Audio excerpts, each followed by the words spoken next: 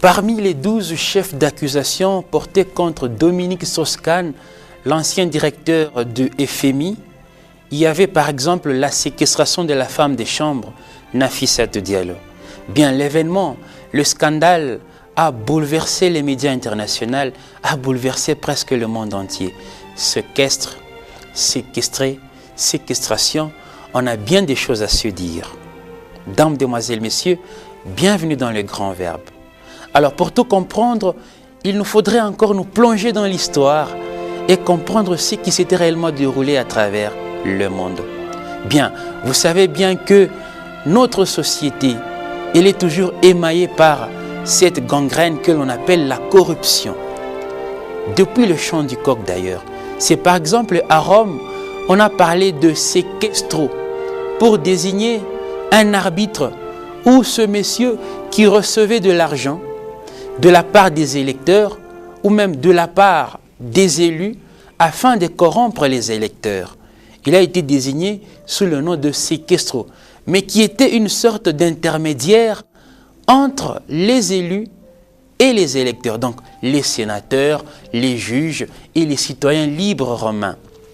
Mais oui, dans la locution poétique cicéronienne, on a retrouvé l'expression séquestro dare, par exemple, qui veut dire mettre en dépôt.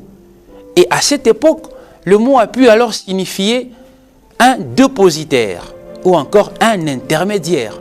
Mais passons cette fois-ci du droit romain au droit français médiéval jusqu'au droit moderne, français moderne bien entendu. Séquestre a été employé pour désigner le dépôt des biens conflictuels, un bien volé, un bien à conflit entre les mains d'un tiers en attendant le règlement de ce litige. D'où même on peut parler de l'allocution en 1651, bien mis sous séquestre, c'est-à-dire un bien qui est gardé, un bien qui est scellé. Mais oui, au sens figuré, le mot encore est employé pour désigner un lieu retiré, un lieu enfermé, un lieu secret, d'où l'expression lieu séquestre. Attention, toujours dans le domaine juridique, on peut employer le terme pour désigner cette fois-là l'état de quelqu'un qui est enfermé contre son gré. C'est l'exemple de quelqu'un qui vient séquestrer une fille dans sa chambre. Mais oui, en droit civil, on parle de l'allocution séquestre judiciaire. C'est ce monsieur qui est commis d'office par un juge ou les deux parties au conflit qui se conviennent de confier la gestion d'un bien au conflit entre les mains d'un tiers. Je vous rappelle un fait qui s'est déroulé il y a quelques années derrière nous. L'honorable Vano Kiboko, par exemple, avait été désigné par la justice comme étant séquestre judiciaire dans le conflit immeuble-hôtel du Golfe. Vous vous rendez compte?